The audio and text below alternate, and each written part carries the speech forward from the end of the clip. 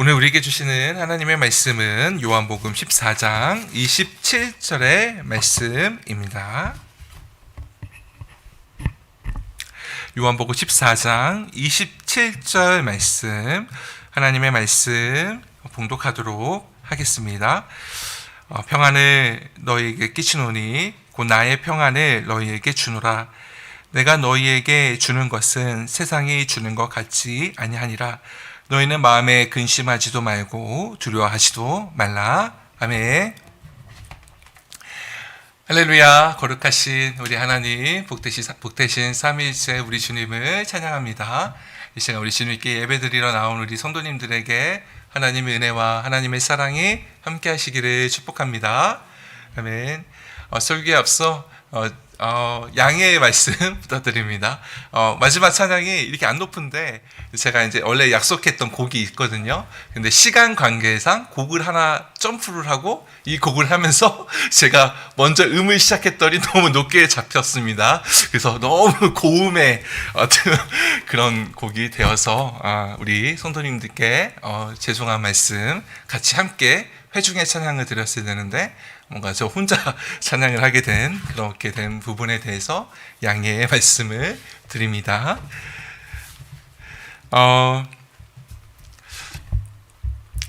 우리가 이제 사계, 여러분 우리 지하철, 만약 지하철이나 트럭이나 이 트럭이 후진할 때 지하철 들어올 때 나오는 클래식 음악 있잖아요. 빰빰빰빰 빠라빠 할렐루야.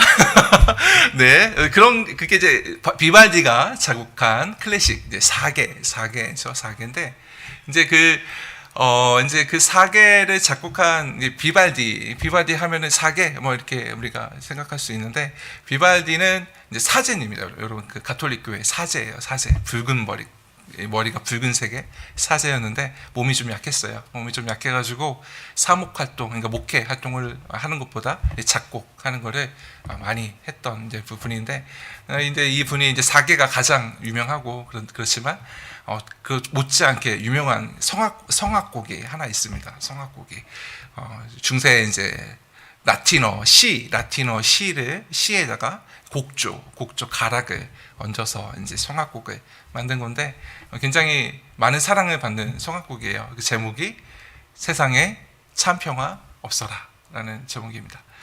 라틴어의 그 시 제목도 세상에 참된 평화가 없다. 세상엔 진실된 평화가 없다라는 그런 시예요. 그런 시를 이제 해서 이제 굉장히 많은 되게 아름다운 그 성악곡이라 이제 많이 이제 유명한 곡이 있는데, 사랑하는 성도님들 그렇습니다. 세상에는 평화가 없습니다. 세상에는 정말 진짜 평화가 없습니다. 인생을 살다 보면 수많은 고비가 찾아오고 남들 볼 때는 다 멋있어 보이고 남들 볼 때는 다 이렇게 정말 이렇게 희양찬란해 보이지만 그 내면에는 다 아픔이 있고 고통이 있고 슬픔이 있고 막 그런 거 아니겠습니까? 인생에 여러 가지 역경과 어려움이 있을 때 그 역경이 찾아오고 어려움이 찾아오고 한계가 찾아왔을 때 그것을 감내하고 인내하고 그리고 돌파할 수 있는 힘은 마음의 평화가 있을 때 가능하죠. 마음의 평화로울 때 어려움이 있더라도 감내하고 인내하고 돌파할 수 있습니다. 그런데 세상에는 참 평화가 없다는 게 역설적인 거예요. 마음의 평화가 있어야 돌파할 수 있는데 세상에는 평화가 없으니까요. 그래서 우리가 믿지 않는 사람들이 요즘에 인문학 열풍 엄청난데 그 조던 피터슨이라는 이런 하버드에서 임상 심리학도 그냥 심리학이 아닙니다.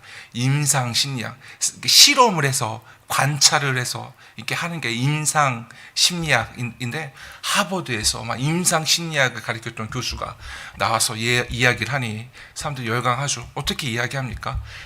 여러 가지 조던 피터슨의 12가지 인생 법칙 해가지고 굉장히 서점에서 베스트셀러였는데, 그 핵심 아이디어는 뭐냐면 이런 겁니다. 야망을 가져라. 야망을 가져라. 이게 굉장히 핵심 아이디어입니다. 핵심 아이디어. 야망을 갖고 있어야 된다. 사람들은 세상에 참된 평화가 없으니까 무언가 고난이 찾아오고 어려움이 찾아왔을 때 평화가 없으니 어떻게 이야기하냐면 야망을 가져라 이렇게 얘기를 합니다.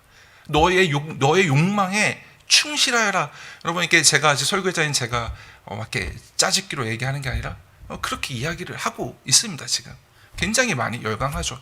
특별히 조던 피터슨이라는 사람은 기독교적이다 해서 욕을 많이 먹는 사람이에요. 기독교적인 색깔을 너무나 많이 갖고 있다. 조던 피터슨의 12가지 인생 법칙은 목사님의 설교다. 이런 식으로 막 욕을 많이 하는, 일반 믿지 않는 사람들이 막 그렇게 폄하하고 막 그렇게 하기도 하는데, 그런데도 하고자 하는 핵심 아이디어는 뭐냐면 야망을 가져라. 이런 얘기를 하는 겁니다. 왜 그러냐면 세상에 참된 평화가 없기 때문이죠. 오늘 우리가 읽은 요한복음 14장 27절에 평안을 너에게 주노니 곧 나의 평안을 너에게 주노라. 내가 주는 것은 세상이 주는 것 같지 아니하니라 라고 말씀하신 이 맥락은 예수님의 마지막 고별 설교 가운데 있는 말씀입니다. 이게 무슨 말이냐면 예수님은 요한복음 13장을 보면 새우의 만찬을 하시고 제자들의 발을 씻겨 주시고 놀라운 말씀을 하십니다. 진짜 굉장히 놀라운 말씀을 하세요. 정말 전율이 일어나는 말씀을 하십니다. 그게 무엇이냐면 새 계명을 너에게 주겠다 이렇게 말씀하세요. 여기서부터 예수님의 이 요한복음 13장 31절부터 16장까지가 예수님이 잡히시던 그 밤에 최후의 만찬에서 제자들에게 하시는 마지막 설교입니다. 마지막 설교. 예수님이 십자가에 잡히시는 그 밤에 가장 마지막에 하신 설교. 유다가 자신을 팔러 나가고 베드로의 배반을 예언하시면서 이렇게 시작하는 거예요. 새 계명을 너희에게 주겠다. 이렇게 예수님의 설교가 시작이 됩니다. 새 계명을 너희에게 주노니 서로 사랑하라. 여러분, 계명이 뭡니까? 10계명이에요. 10계명. 그런데 예수님이 이렇게 말씀하시는 거예요. 10계명이 아니라 새 계명을 주겠다. 서로 사랑하라. 내가 너희를 사랑한 것 같이 너희도 서로 사랑하라. 너희가 서로 사랑하면 세상이 너희가 나의 제자인 줄 알리라.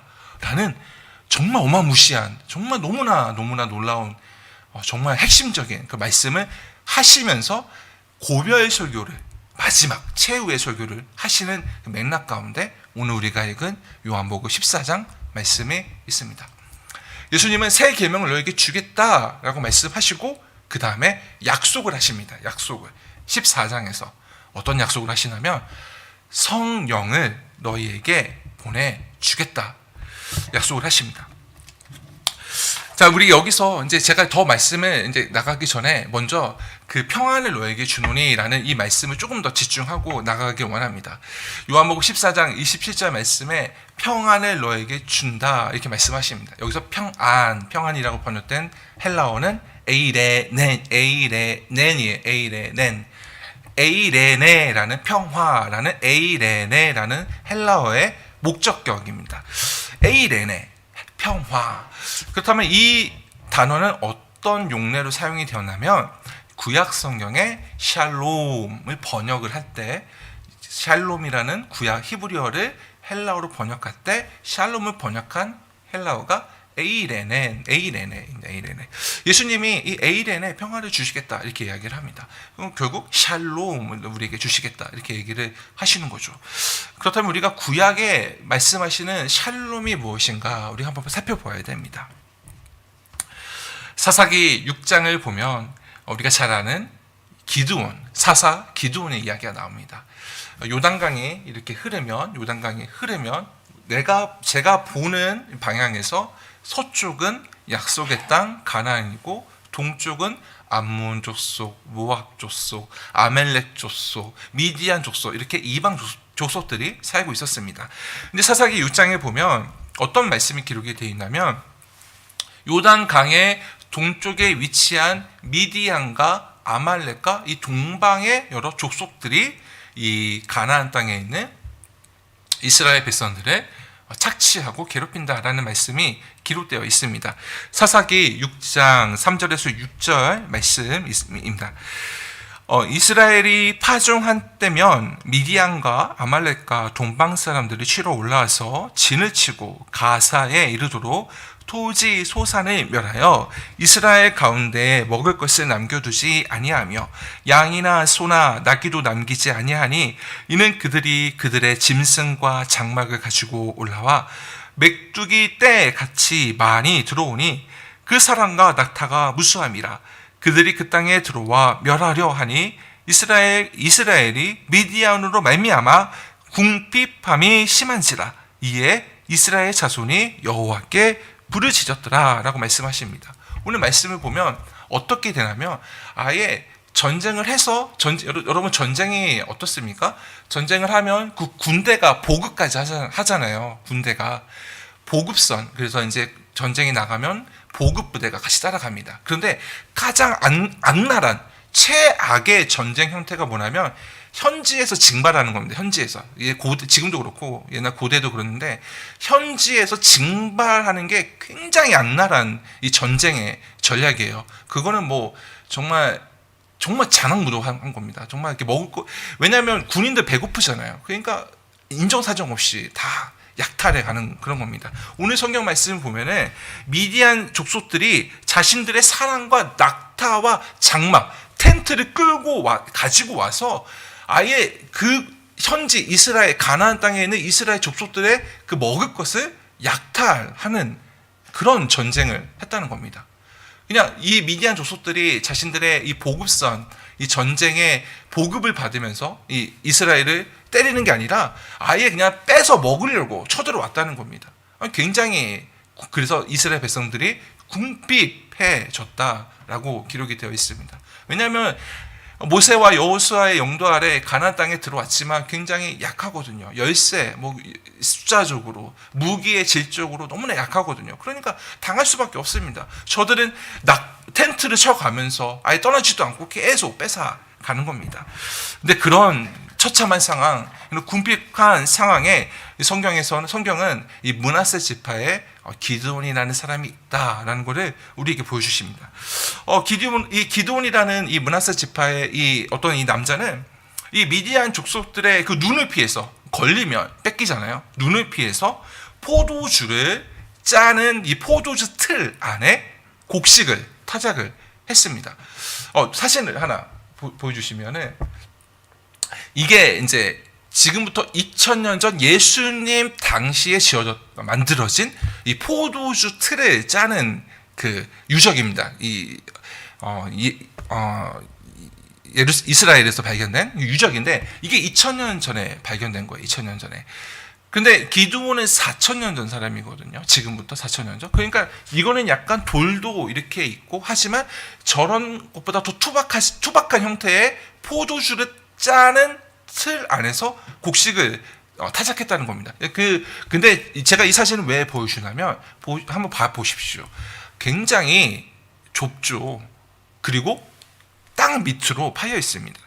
그러니까 지금 기드온은 어떤 거냐면, 곡식을 타작한다는 건 어떻습니까? 넓은 곳에서 부지깽이를 때리거나, 하여튼 곡식이니까요. 그죠? 넓은 곳에서 해야 됩니다. 그런데 이 곡식을 빼앗기기 싫어서 걸리면 빼앗기니까 땅 밑에 좁은 곳에 숨어서 기드온이 곡식을 타작하고 있었던 겁니다.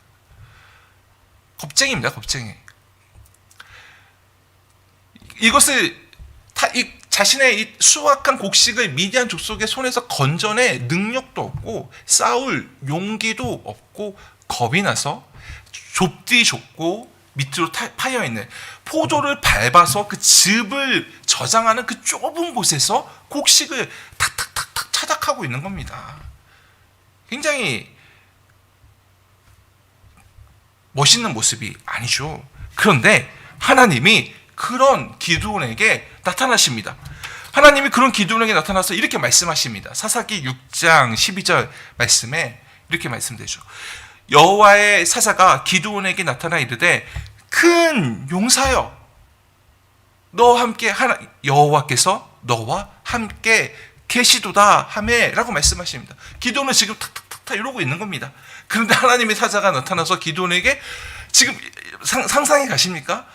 막 이러고 있는데요. 이렇게 돼가지고 이렇게 하고 있는데 큰 용사여 이렇게 말을 하는 겁니다. 하나님이 너와 함께 하신다. 용사다운 모습이 하나도 없는 기드온에게 비겁하고 어쩌면 비겁해 보이고 이 겁쟁이인 모습 이 기드온에게 하나님이 너는 큰 용사야 라고 말씀하시는 겁니다. 하나님은 그래서 너와 함께 하실 거야. 하나님이 내가 너를 통해 이스라엘의 궁핍함에서 구원을 하겠다라고 말하는 겁니다. 기드온이 벙찌지 않았을까요? 저는 그랬을 것 같아요. 제가 만약 기드온이라면 이게 뭐지? 나는 지금 무서워서 이렇게 탁탁탁탁 이러고 있는데 큰 용사요. 내가 너를 통해 이스라엘 민족을 구원하겠다. 미디안 족속의 손에서 내가 이스라엘 민족을 구원하겠다. 이렇게 말씀하시니까 벙치지 않았겠습니까? 기드온은 그래서 이렇게 얘기합니다. 뭔가 믿기지 않잖아요. 그래서 하나님께 하나님 제가 당신께 제물을 드릴 수 있게 허락해 주십시오. 이렇게 얘기를 합니다. 그러니까 여호와의 사자 하나님의 현현이에요. 현현하신 하나님께서 허락하십니다. 그래 제물을 드려라. 그래서 기드온이 제물을 드립니다. 하나님이 그 제물을 제단을 쌓고 제물을 드렸는데 하나님이 그 제물을 받으셨어요. 그리고 나서 하나님이 이제 없어지십니다. 기드온이 그리고 나서 고백합니다. 내가 살아계신 하나님을 만났구나.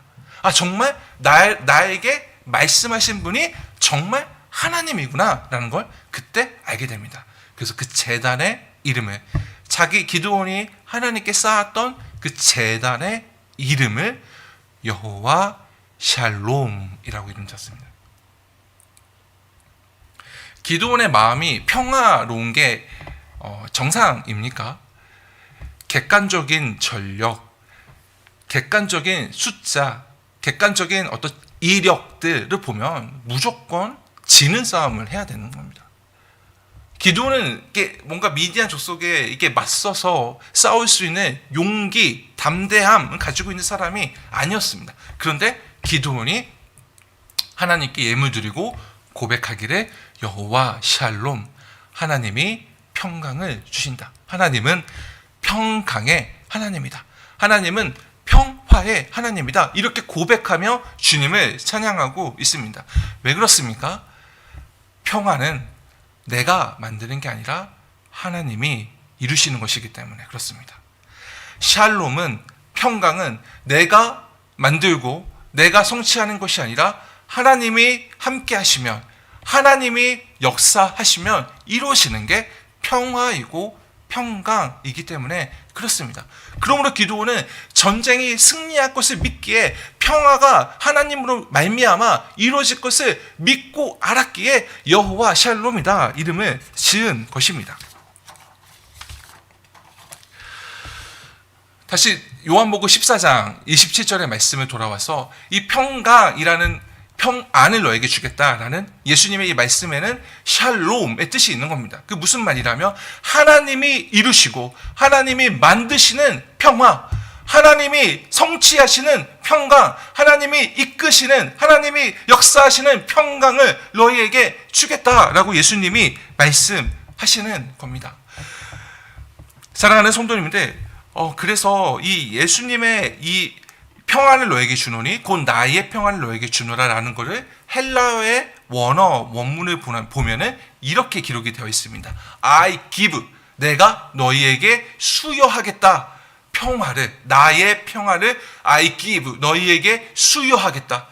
I live, 나에게서부터 떠나서 너희에게 가게 하겠다. My peace. 영어 성경에 이렇게 번역이 됐거든요. 헬라어의 의미를 직역하자면 이게 무슨 말이지? 예수님이 I give, I live. 이게 무슨 말인가? 약간 애매모호합니다. 이 의미를 좀 더 정확하게 알기 위해서는 우리 14장 27절의 앞에 구절인 26절부터 함께 보아야 합니다. 요한복음 14장 26절, 27절의 말씀은 이렇습니다.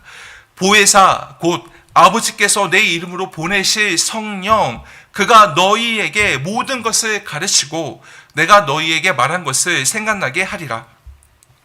평안을 너에게 끼치노니 곧 나의 평안을 너에게 주노라. 내가 너에게 주는 것은 세상이 주는 것 같지 아니하리라. 너희는 마음에 근심하지도 말고 두려워하지도 말라. 예수님은 약속하십니다. 제가 설교 초반에 말씀드렸듯이 예수님이 새 계명을 너에게 주겠다라고 예수님의 설교 마지막 최후의 유언, 예수님의 그 말씀을 하시면서 새 계명을 주겠다. 그리고 나서 약속을 하십니다. 그게 무엇이냐면 성령을 너희에게 보내주리라 라고 말씀하십니다. 성령 하나님은 보혜사로서 우리를 보호해주고 우리에게 은혜를 베풀어 주시고 우리를 가르쳐 주시는 분이시다라고 요한복음 14장에서 말씀하십니다. 그래서 이 성령, 이 보혜사라고 번역된 이 헬라어는 파라클레토스라는 헬라어인데 이게 마땅히 번역할 단어가 없습니다. 그래서 한글로 번역을 할 때 어떻게 번역을 하냐면 보호해 주시고 은혜를 베풀어 주시고 가르쳐 주신다. 보혜사 이렇게 번역을 한글 성경이 한자의 의미를 살려서 번역을 했습니다. 하나님의 성령은 우리를 보호해 주시고 예수님이 보내시는 예수님의 이름으로 보내시는 성령은 보호해 주시고 은혜를 주시고 가르쳐 주신다. 그리고 나의 평안을 너희에게 수요한다. 기부하고 나의 평안을 너희에게 떠나 보내게 한다. 나의 평안을 나로부터 너희에게 흘러가게 한다라고 우리 예수님이 말씀하시는 겁니다. 예수님이 성령을 보내리라 라는 약속 가운데 동시에 그러면서 성령으로 말미암아 나의 평화를 너희에게 수여하고 너희에게 떠나 보내게 한다라고 말씀하시는 겁니다. 제가 다시 말씀드리지만 그러므로 이 평화는 세상이 주는 게 아닌 겁니다. 예수님의 말씀처럼 하나님이 이루시는 평화, 하나님이 만드시는 평화, 평강이라는 겁니다. 생각해 보면 그렇습니다.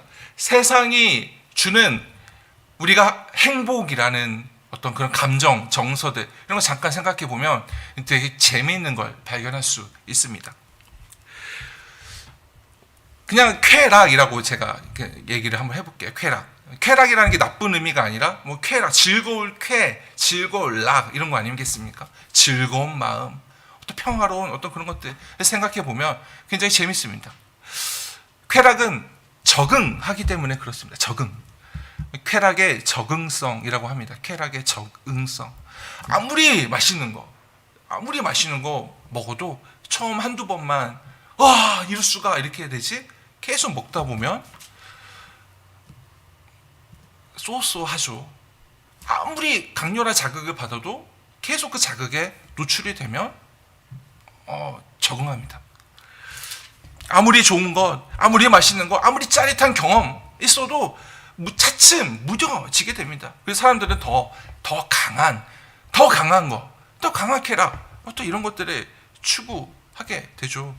제가 20살 때 에슬리를 처음 갔을 때 이랬어요. 제가 20살 20대 초반에 여러분 에슬리 아시죠? 에슬리 지금 망하지 않았지만 잘 인기가 없어요. 에슬리 처음 갔을 때 너무 맛있어 막 이랬습니다. 근데 지금 에슬리 가면 이렇게 먹을 게 없냐?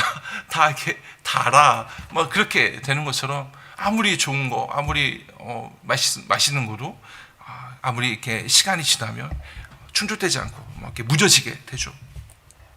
세상의 평화가 그렇습니다. 세상에 가져다주는 쾌락, 세상에 가져다주는 기쁨, 어떤 평화로움 이런 것도 잠시 그냥 스쳐 지나갈 뿐입니다. 휘발유처럼 휘발성이 굉장히 강해서 그냥 휘리릭 그냥 뭔가 있었다라는 느낌만 주고 사라지게 되죠.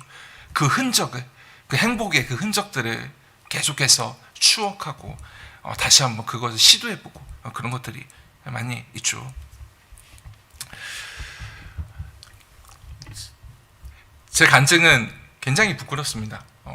제 이야기를 제 간증이라고 할 수 있는 건 굉장히 부끄러워서 사실 별로 하고 싶진 않은데 이 꼭 평화, 행복 이야기가 나오면은 설교 때 항상 하고 싶지 않은 이야기지만 하게 되더라고요. 제 어릴 때 이야기를 잠깐 나누고 싶습니다. 어릴 때 저는 이제 성격이 생각이 많은 그런 아이거든요. 그래서 이제 그런 이제 기질 그런 걸 가지고 있어서인지 몰라도 어린 시절에 굉장히 어려운 상황을 맞닥뜨렸을 때 생각하고 또 생각하고 또 생각하고 막 그러다 보니까 제 자신 안으로 점점점 함몰되고 이게 침잠되고 이렇게 파고 들어가고 그런 거를 그렇게 됐습니다. 그래서 우울증을 굉장히 심하게 앓았어요. 우울증. 그때는 그 당시에는 우울증이라는 게 미디어에서 소개가 되지 않았습니다. 미디어에서 뉴스나 이런 미디어에서 우울증이 있다, 우울증을 많이 앓고 있다, 그런 게 없었어요. 그래서 제가 우울증을 앓고 있었다라는 거는 그때는 몰랐습니다. 제가 좀 마음이 아팠기 때문에 대학교 공부를 할 때 상담, 심리학 책도 찾아서 읽어보고 청강도 하고 그래서 좀 이렇게 좀 공부를 해보니 우울증이었어요. 제가 강박증에 우울증이 굉장히 심한 어떤 그런 거를 어린 시절에 경험을 했습니다. 아주 심각한 우울증이었어요. 그러니까 이 우울증의 이 마음은 정서는 우울증 걸려본 사람만 압니다. 그냥 우울하다 이 정서 그 수준이 아닙니다.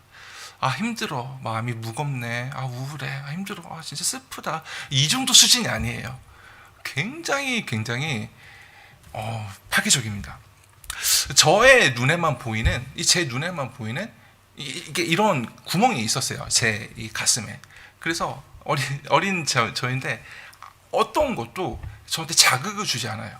그냥 쑥 지나가요. 그냥 이렇게 어린 시절에는 얼마나 다 재밌습니까? 하나하나 얼마나 다 재밌어요. 그냥 어릴 때 그 작은 것 하나에 막 까르르 웃고 그 낙엽 떨어지는 거 보면서 그 박장대소하고 아니면 울고 그럴 때잖아요. 그런데 이만한 제 안에 가슴에 구멍이 있어서 어떤 것도 저한테 진짜 아주 작은 자극도 주지 못하고 다 그냥 지나가는 겁니다. 사람이 사는 건 내가 살기 때문에 산다, 내 욕심이 내가 뭔가 하고 싶은 게 있어서 산다, 그게 아니죠. 사람은 의미 있는 거, 나에게 의미가 있는 것에 그것 때문에 살아갑니다. 모든 것에 무의미함을 느끼는 그런 감정, 어떠한 것도 의미가 되지 않는 그런 정서, 그렇게 되니까요. 이게 시간이 가면 갈수록 심해지는데 제 자신에 대한 생존 보호 본능 이런 것까지도 이제 없어지는 겁니다. 그래서 이제 굉장히 무의미함, 내 자신의 나의 존재 자체와 내가 살아가는 것에 그 처절한 무의미함과 그 끝없는 허무감과 그 정말 어떤 것도 이렇게 채워줄 수 없는 이 마음의 이 구멍에 의해서 이제 누구나 그렇듯 죽어야 되겠다 이제 생각을, 정말로 이게 입 빨린 소리가 아니라 이거는 아닌 것 같다, 이렇게 사는 거는 아닌 것 같다, 이게 그런 생각을 이렇게 했었어요. 부끄러운 이야기입니다. 저는 이거를 자랑스럽게 얘기하지 않는데 이 평화라는 얘기를 하고 싶어서 같이 함께 말씀을 나누고 싶습니다. 그런 제게 하나님이 찾아오셨어요. 하나님이 만나주셨죠. 하나님이 저에게 은혜를 주셨습니다. 그런데 가정들이 있었는데 하나님의 은혜를 경험하고 나서 가장 놀라웠던 게 뭐였냐면 제 가슴 마음 깊은 곳에서 기쁨과 평화가 내 내면에서 생기는 거예요. 기적이었습니다. 저는 그 진짜 기적이라고 생각했습니다. 이것만큼 확실하게 하나님에 대한 증명이 없다. 내면에서, 저의 내면 깊은 곳에서 그 말할 수 없는, 표현할 수 없는 기쁨과 평화가 가득 차서 정말 이 가슴에 구멍이 메꿔지는 게 제 상상력으로 보이는 거예요. 이만한 구멍이 있는데 이 구멍이 메꿔져요. 이게 차오르기 시작하더니 가득 차더니 흘러 넘치는 거예요. 삶의 의미가 다시 발견이 되는 겁니다. 제가 그때 그런 생각을 했습니다. 나는 내 목숨을 포기했는데 나는 내 삶의 의미를 나는 발견하지 못하고 나는 포기를 했는데 하나님이 나에게 내 삶에 의미를 주셨다. 내가 살아갈 이유를 나에게 보여주셨다. 이제부터 나의 남은 삶은 여벌의 삶이다. 내 삶은 없었는데 하나님 나에게 여벌의 삶을 주신 것이다. 그러면 내가 뭐랄까, 선교사를 해야 되나, 목회를 해야 되나, 이런 고민들, 이런 정도 고백이 나올 정도로 기쁨과 감사가 제 안에 이렇게 넘치고 충만한 것을 경험했습니다. 마치 요한복음 7장 37절 38절 말씀에 예수님이 이렇게 말씀하시거든요. 명절 끝날 곧 그 큰 날에 예수께서 서서 외쳐 이르시되 누구든지 목마르거든 내게로 와서 마시라. 나를 믿는 자는 성경에 이른 것 같이 그 배에서 생수의 강이 흘러나오리라 하시니, 라는 말씀처럼 정말 그 주님이 주시는 기쁨이, 주님이 주시는 평화가 제 안에 가득하고 충만한 걸 경험할 수 있었습니다. 사랑하는 성도님들, 그렇습니다. 우리 주님의 은혜가 임할 때 결코 세상에 줄 수 없는, 결코 세상에서 얻을 수 없는 평화가 우리 마음 가운데, 평강이 우리 내면 가운데 생기는 것을 경험할 수 있습니다. 왜냐하면 참된 평화는 오직 주님의 은혜로만 가능하기 때문입니다. 그렇다면 이 하나님이 주시는 평화는 그냥 자연스럽게 우리가 그냥 자연스럽게 그냥 가만히 있으면 이 평화가, 하나님이 주시는 평화가 임하는 것입니까? 아니죠. 제가 짧은 인생에 이제 신앙생활을 해보니 사람에게 실망하고, 어떻게 예수님 믿는 사람이 저렇게 행동하지? 어떻게 예수님 믿는 사람의 말이, 언행이 왜 저러지? 막 그럴 때가 있더라고요. 불합리함을 보고, 왜 이렇게 불합리하지? 어떻게 예수님, 하나님이 살아계신다고 이렇게 말을 하는데 불합리하다, 불의하다, 이런 생각들이 들 때가 있더라고요. 제 마음에 평화가 없죠. 그런데 이상하게 기도하면 달라집니다. 기도하면 내가 잘못한 거구나. 기도하면 그렇구나. 내가 잘못 생각한 거구나. 그런 걸 하나님이 알게 해주십니다. 교회에서 어떤 판단하고 정죄하고 어떤 그런 마음이 있을 때마다, 어떤 깊은 회의감에 있을 때마다 기도할 때 제 마음이 변하는 걸 경험했습니다.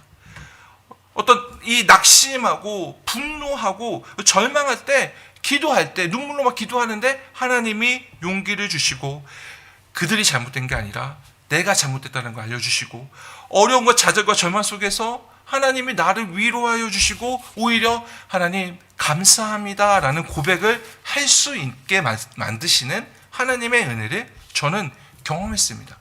사랑하는 성도님들, 바로 이런 게 기적입니다.